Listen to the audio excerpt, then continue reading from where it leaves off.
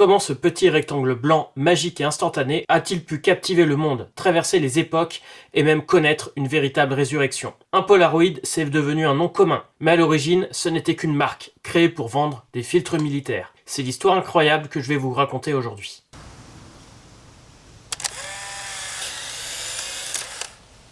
Salut et bienvenue sur Tech Antique, la chaîne qui explore la technologie antique et atypique, et dans cette émission Photantique, on plonge ensemble dans les grandes histoires de la photographie, et aujourd'hui dans celle d'une marque mythique, Polaroid. On va parler de son fondateur, Edwin Land, de ses modèles cultes, de sa bataille contre Kodak, de sa chute et de sa renaissance. Mais avant tout, il faut comprendre d'où vient ce rêve, celui de voir sa photo immédiatement. Les origines de l'instantané. Le désir de voir une photo tout de suite n'est pas nouveau. Dès la fin du 19e siècle, certains photographes utilisaient déjà ce qu'on appelait des Afghan box, de grosses boîtes en bois contenant à la fois l'appareil et toute la chimie nécessaire au développement. On prenait la photo, on trempait, on rinçait, on séchait. C'était rapide pour l'époque, pas besoin d'aller dans un labo, mais aussi très artisanal, qu'il fallait utiliser là avec nos mains qui étaient dans le noir, à l'aveugle. C'était salissant et pas super pratique ni à utiliser ni à transporter, mais ça faisait le taf. Edwin Land est la naissance de Polaroid. En 1932, un jeune inventeur américain, Edwin Land, met au point le filtre polarisant, capable de bloquer certains reflets. Celui-ci. 5 ans plus tard, il fonde la société Polaroid pour vendre ces filtres-là à l'armée américaine pendant la Seconde Guerre mondiale. L'idée de la photo instantanée, elle, naît quelques années plus tard, lors d'un voyage avec sa fille. Celle-ci lui demande innocemment « Papa, pourquoi on ne peut pas voir la photo tout de suite ?» Bon, c'est une simple question d'enfant, mais un véritable déclic pour Edwin Land. Cela semblait impossible à tous, avec les connaissances à ce moment-là. Mais Monsieur Land se disait « Je ne prends pas de projet si ce n'est pas important et presque impossible. » Le premier Polaroid, le modèle 95, en 1947. Et donc, en 1947, Polaroid présente le modèle 95, premier appareil photo instantané commercialisé. Pour la première fois, on pouvait voir sa photo quelques minutes après la prise. Enfin presque. À l'époque, la couleur n'existait pas encore, les photos étaient en noir et blanc, voire même un rendu sépia. Le procédé restait assez technique. Il fallait insérer 2 rouleaux, faire passer le négatif contre une feuille imbibée de chimie. Mais bon, ça fonctionnait, et quelques minutes après l'avoir prise, on avait notre photo physique avec nous. Et le succès fut immédiat. Les 47 appareils photo de démonstration seront vendus dès le premier jour, lors justement de l'annonce publique. Dans les années 1950, Polaroid enchaîne les modèles, avec différentes tailles de films, les séries 20, 30 et 40, donc en fonction de la taille de la photo. Et bien sûr, plus elles sont grandes, plus elles sont chères. Le dernier de cette génération, le Polaroid Swinger, celui-ci sortira dans les années 60. C'était une véritable icône du grand public. Il coûtait 20 $ à sa sortie, soit quand même l'équivalent de 200 € actuels, et le film 2 $, donc à peu près 20 €, ce qui revenait à 2 € la photo. Il n'était pas hyper donné, mais beaucoup moins cher que ce que pouvait demander un photographe. The Swinger, the incredible new low-priced Polaroid land camera for black and white pictures in 10 seconds. Ces types de films seront arrêtés en 1980. Sur les derniers films, il conseillait de ramener l'appareil Polaroid en magasin pour le remplacer par un modèle plus moderne, pour faire une petite réduction. Avant de préparer cette vidéo, j'en avais jamais entendu parler de ces films Polaroid, mais j'ai pu en fait retrouver quelques photos de famille de mes parents dans ce format-là, donc c'était vraiment quelque chose de très populaire. Je ne suis pas originaire d'une famille de techniciens ni de photographes. Le film couleur et les pile apart. En 1963, Polaroid révolutionne encore la photo avec le Polacolor et la série 100. C'est le premier film couleur instantané et aussi l'arrivée de la couleur chez le grand public avec l'Instamatic. Le fonctionnement est fascinant. On prend la photo, on tire une languette, la chimie s'étale entre le négatif. Voilà, on tire. Hop. Le chimie s'étale entre le négatif et le positif. Et après quelques minutes, on sépare les deux parties. Donc on a ici 2 parties pour découvrir l'image. Par contre, il fallait être précis. En fonction de la température, il fallait mettre un petit chronomètre sur l'appareil photo pour ouvrir la photo au bon moment. Avec le temps, ces films-là n'avaient plus besoin de chronomètre. La chimie s'épuisait. Et donc à partir du moment où on le laissait au moins 1 minute, eh bien c'était bon. Mais pour les premiers, si on ne faisait pas attention, eh bien on perdait la précieuse photo. La couleur à ce moment-là n'était pas encore très répandue. Le film coûtait à lui seul 5 $, soit l'équivalent de 50 € pour les 6 photos. On réservait donc les photos couleurs pour les grandes occasions. Un deuxième film atypique est sorti en même temps, le type 667 de 3000 ISO. Sensibilité incroyable à l'époque qui permettait de faire des photos en situation de faible luminosité, par exemple dans des studios d'enregistrement ou autres. Ce film était encore plus rare et plus cher que le Polacolor. Plus tard, Polaroid continuera sur cette lancée avec le film le plus sensible jamais commercialisé, donc toujours en type 100 pour le grand public, du 20 000 ISO, le Polaroid 612. Avant donc l'Alpha 7S, on avait déjà des films pour voir la nuit. Les deux parties que l'on ouvrait consistaient en un négatif et en un positif, donc la photo. Le négatif partait souvent à la poubelle, mais certains photographes gardaient les négatifs pour faire des effets artistiques ou des agrandissements qualitatifs. Les images allaient du simple color pack tout automatique, très grand public, donc de ce type-là. Il y avait même les types 80 et les types 100, donc rectangle et carré, jusqu'aux versions professionnelles, comme ce Polaroid 195, équipé d'une vraie optique japonaise Tomioka. Donc cette fois-ci, celui-ci est tout en manuel, en passant par des modèles intermédiaires, comme celui-ci. Ces films seront utilisés jusqu'à la fin des années 2000, abandonnés par Polaroid en 2005, puis définitivement abandonnés par Fujifilm en 2014, donc puisque Fujifilm avait fait des films compatibles. Aujourd'hui, ce sont des vrais objets de collection. On trouve encore des films, mais souvent à plus de 30 € la photo, car produits artisanalement, donc les One Instant, ou de vieux stocks périmés, mais devenus très rares et périmés, donc au fonctionnement aléatoire. Ce film est pour moi le meilleur jamais produit, et sa fin est une grosse perte pour le milieu artistique. Une boîte française a prévu de faire revivre ces appareils photo, donc notamment le 195, en mettant donc des films modernes, le projet Newland. J'ai une relation particulière avec ce format, car c'est avec un Polaroid Color Pack 80 que j'ai retrouvé la photo instantanée en 2015, et compris que ça pouvait être un super média créatif, acheté à 2 € à Emmaüs et transformé pour pouvoir mettre du film Fuji en pack 100, qui coûtait à l'époque 9 € les 10. Mais bon, ils ont arrêté d'en produire à ce moment-là, et le prix a rapidement explosé. Les packs 80 faisaient des photos carrées, donc les appareils étaient plus petits, alors que les packs 100 étaient rectangulaires. Mais dans tous les appareils photo qui prennent les packs 100, on peut mettre des packs 80, l'inverse n'est pas le vrai. La légende du SX70. En 1972, Polaroid dévoile ce qui deviendra son modèle le plus mythique, le SX70. C'est le premier appareil photo réflexe, donc où l'on voit exactement ce qui sera pris en photo, pliant. Au monde, une vraie œuvre d'ingénierie. Et surtout, c'est la fin du pile apart. Plus besoin de tirer, d'attendre ou de déchirer, la chimie reste dans la photo. Donc c'est déjà plus sécurisé pour les enfants et c'est plus simple. La photo sort directement de l'appareil. On appuie.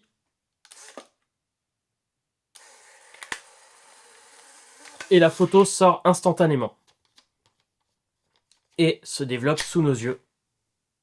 Le SX70 Sonar ira encore plus loin. Il deviendra le premier appareil photo grand public autofocus qui fait la mise au point grâce à un capteur à sonar, comme les chauves-souris. Donc c'était la première fois qu'on avait une mise au point super précise automatiquement. Quand le SX70 sort en 1972, c'est un petit miracle d'ingénierie. Un réflexe pliant, tout automatique, gainé de cuir, chromé, comme une pièce de joaillerie. Mais ce raffinement a un prix. Il coûtait très cher à produire et Polaroid le savait. Chaque unité demandait une précision quali-horlogère et les marges étaient maigres malgré un tarif de vente élevé. Ce n'est pas un appareil photo pour tout le monde, c'était un symbole, un objet presque de mode. On le retrouvait dans les mains des créatifs, des publicitaires, des architectes et bien sûr des artistes. Le SX70, c'est un peu le Polaroid de la démesure élégante. Un appareil aussi fascinant à regarder qu'à utiliser, où chaque photo naissait sous les yeux comme un petit tour de magie, luxueux, éphémère et terriblement séduisant. Heureusement, Polaroid compense quelques années plus tard, en 1978, avec des modèles plus accessibles, comme par exemple les 1000 ou les One Step, qui sont très reconnaissables à leur design coloré et le gros bouton rouge. Ces appareils deviendront les symboles de la photo instantanée des années 70. Ces modèles remplaceront les anciennes box, donc les color packs par exemple, et les swingers, de par leur simplicité. Pas de mise au point, donc c'est à peu près flou partout. Juste un bouton pour prendre la photo et une molette pour faire plus sombre et plus clair. Le flash était en option électronique ou jetable. Donc ça c'est une barre de flash jetable. Ces flashs là sont indispensables en intérieur ou dès qu'il fait sombre parce que l'optique n'est pas lumineuse. Le film est un film de 160 ISO. Quelques modèles intermédiaires sont sortis. Moins complexe que le SX70, mais avec par exemple une mise au point réglable sur le 2000 et un sonar sur le 5000, donc avec des meilleures optiques que sur le One Step, qui était vraiment la box en plastique. Mais tout n'est pas rose. Les premiers films Polaroid utilisaient des chimies développées par Kodak. Et quand Polaroid lance son procédé intégral avec le SX70, Kodak se sent trahi et décide donc de créer sa propre gamme instantanée avec notamment les EK4, EK6, EK2 comme celui-là. Et puis ensuite, ils ont continué par toute une gamme d'appareils photo plus ou moins complexes avec flash électronique.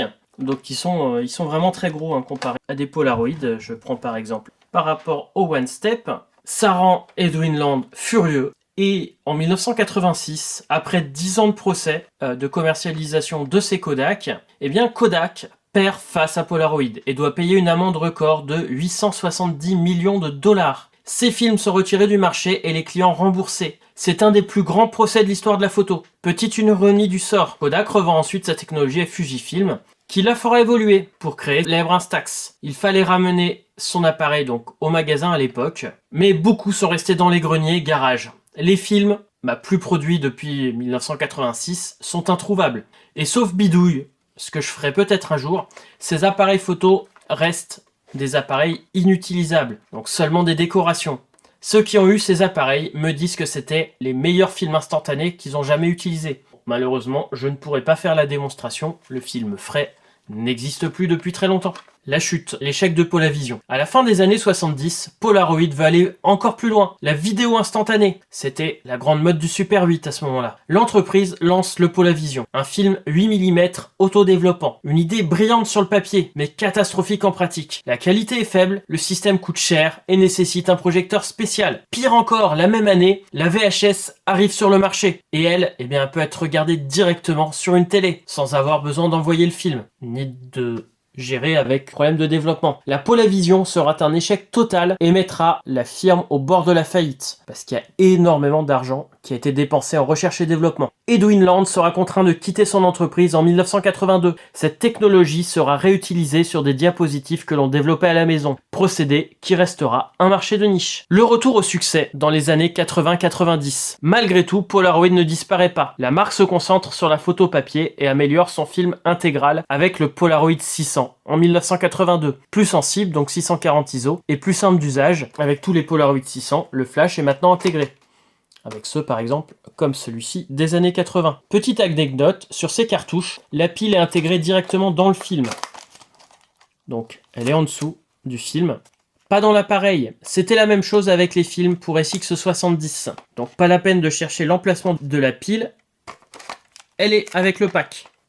Un vrai tour de force technique à l'époque, pour la simplicité, mais pas pour l'environnement. Quand la cartouche est finie, on la jette avec la pile. Et donc ça se retrouve dans les décharges dans la nature. Pour une pile au lithium, c'est très moyen. On pensait peut-être pas trop à ça à l'époque. Polaroid explore ensuite d'autres formats. Par exemple, le Spectra, au format rectangulaire, avec des appareils qui sentent bon les années 80, avec un centre de contrôle de cockpit comme celui-ci. Donc il y a beaucoup plus de réglages sur les Spectra que sur la majorité des Polaroid 600. Ces appareils photo-là seront produits pendant une durée limitée. Les films, par contre, seront produits par Impossible jusqu'en 2019. Ils sont pareil, introuvables, et malheureusement ces appareils photo ne vieillissent pas forcément très bien. Le mien par exemple a un film bloqué dedans. Mais en parallèle, les Polaroid 600 continueront leur développement avec les modèles qu'il y a eu dans les années 90, et il y a eu un tas de modèles originaux, modèle Taz, modèle Tic et Tac, etc.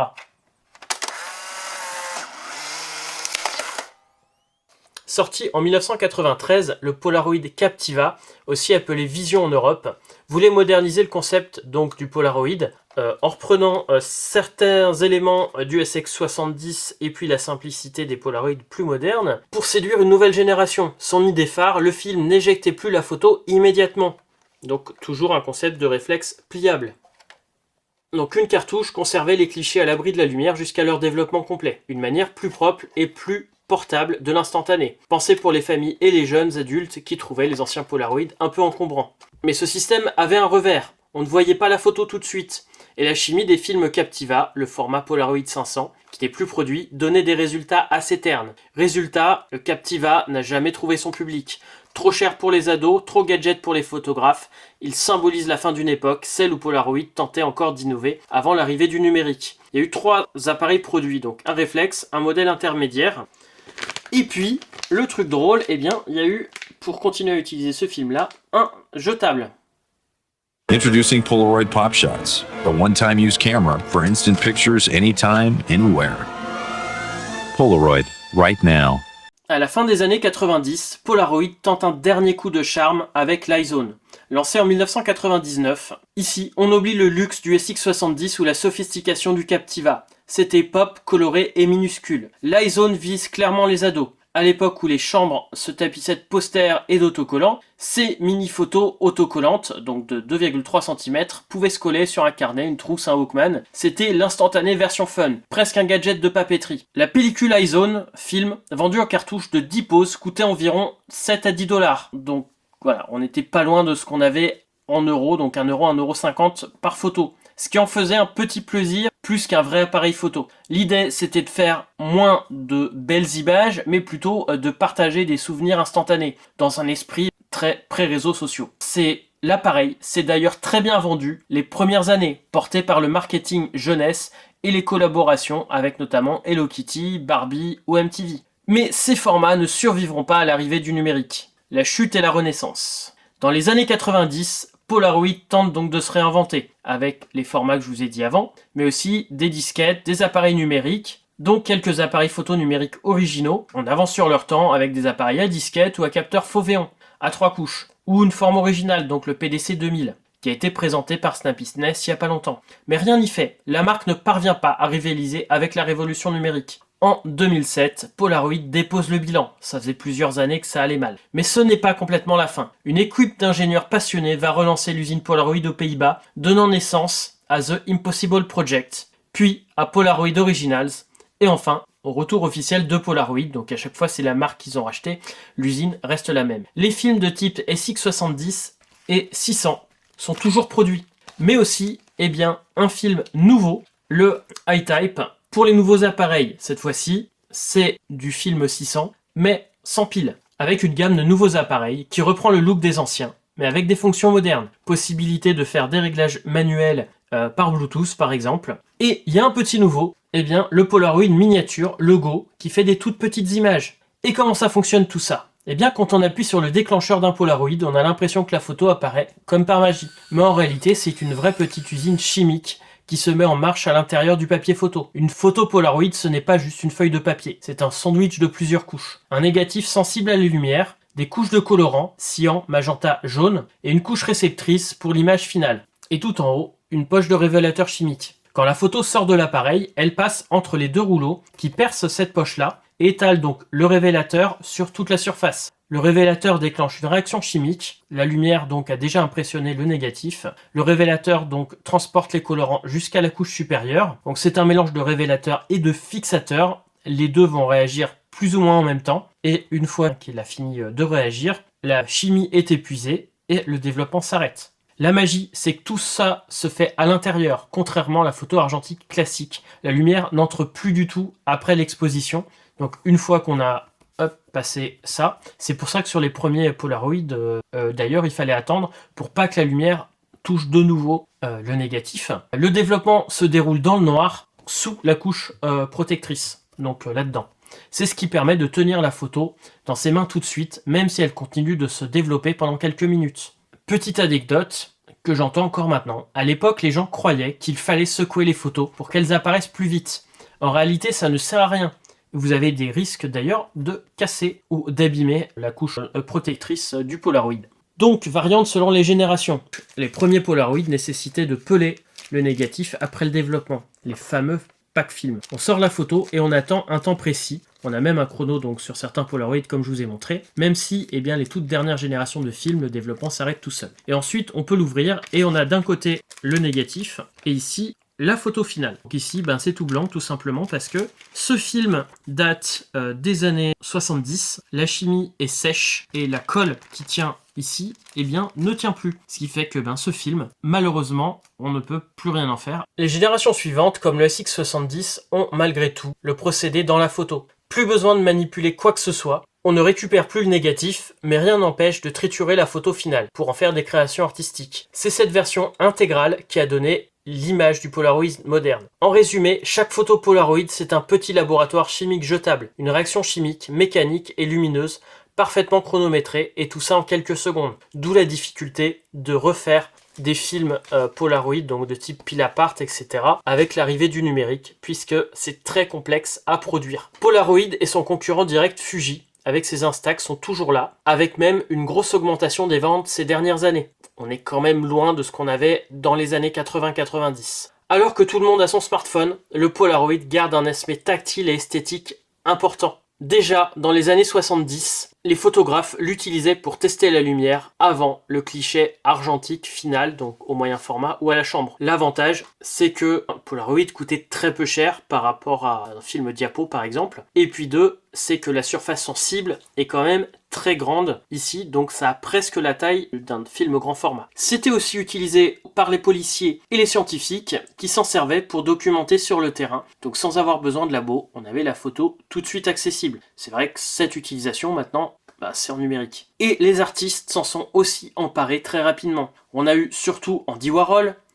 Mapplethorpe, David Hockney, mais aussi Walter Evans qui dans les années 70 adopte un Polaroid SX70 pour documenter le quotidien des vitrines objets enseignes, et son dernier projet, Polaroids, est une merveille de simplicité poétique. David Hockney, il a détourné les Polaroids pour en faire des photomontages cubiques composant des mosaïques d'images pour reconstituer une scène sous plusieurs angles. Lucas Samaras est célèbre pour ses autopolaroids. Il griffait, tordait et chauffait les émulsions SX70 pour créer des autoportraits hallucinés et organiques. C'est une vraie exploration donc de cette matière photographique. Andy Warhol, donc je l'ai déjà cité, il en faisait un outil de repérage avant ses toiles, et ses portraits Polaroid servaient de base à ses sérigraphies. Robert Mapplethorpe, avant de devenir célèbre pour ses nus et ses fleurs, il s'est fait connaître par une série d'autoportraits Polaroid d'une grande puissance intime. Helmut Newton, pour lui, c'était un outil de studio indispensable, il faisait toujours un Polaroid test avant la prise argentique finale, parfois si bon qu'il le conservait comme une œuvre à part entière. Guy Bourdin, qui était le maître de la mode et du surréalisme visuel, il utilisait les Polaroids pour préparer ses mises en scène ultra composées, et certains ont fini exposés tant ils étaient beaux. Wim Wenders, le cinéaste, a photographié ses voyages au Polaroid. Une partie de ces clichés s'est regroupée dans le livre Instant Story, où l'on sent sa fascination pour le temps suspendu. Patti Smith, Carlo Molino, Nobuyoshi Araki, Chuck Close, etc. Tous ont à leur manière fait du Polaroid un laboratoire intime, un moyen de tester, de se souvenir, de capturer ce que la pellicule argentique classique rendait trop sérieuse. Aujourd'hui, les Polaroids reviennent pour leur charme imparfait, leur grain unique et le côté instantané, ainsi que le côté fun, analogique, que l'on ne retrouve pas dans le numérique. Le Polaroid, c'est un peu la photo qui ne triche pas. Quand j'ai fait ma vidéo sur la retouche, c'est ce que je disais. Si vous voulez une photo garantie sans retouche, eh bien c'est un Polaroid qu'il vous faut. Vous êtes sûr que c'est l'original. Les autres sont développés par l'appareil photo, par le laboratoire, par Lightroom, mais le Polaroid, eh bien c'est la photo telle qu'elle est. Elle sort comme ça. Pas de retouche, juste un instant figé, avec ses défauts, sa lumière, son authenticité. Et c'est peut-être pour ça qu'en 2025, il fascine toujours autant. D'ailleurs, il y a quelques séries limitées qui permettent d'aller plus loin dans l'originalité des Polaroids, avec notamment les duochromes et un tas de Polaroid originaux. Et si cette plongée dans l'histoire de Polaroid vous a plu, pensez à vous abonner à Tech Antique et à Photantique pour la suite de l'aventure. Merci infiniment aux membres de la chaîne. Millennium Dream, Exactium 2009, Dev Plaza, Rémi Metz, Dexter 666-2, cela m'aide beaucoup et ça permet bien de continuer la chaîne et ce genre de vidéo avec un certain nombre de recherches qui me prend quand même pas mal de temps. Cette vidéo, je reconnais que ça fait 3 ans que je la travaille et je reprends mon texte à chaque fois, retirer, rajouter des détails. J'ai tellement de choses à dire sur les Polaroids que j'espère que cette fois-ci, ça sera la bonne. Et dites-moi en commentaire, quel Polaroid vous a fait rêver? Est-ce que vous créez toujours avec le Polaroid? Est-ce que vous l'utilisez comme quelque chose de fun? N'hésitez pas à raconter vos histoires en commentaire. Je les lis toujours tous, même si maintenant, ça m'arrive de plus réussir à répondre à tout le monde. Mais je lis encore tous les commentaires. Et merci de m'avoir regardé. Et sur ce, à bientôt pour de nouvelles vidéos. Salut!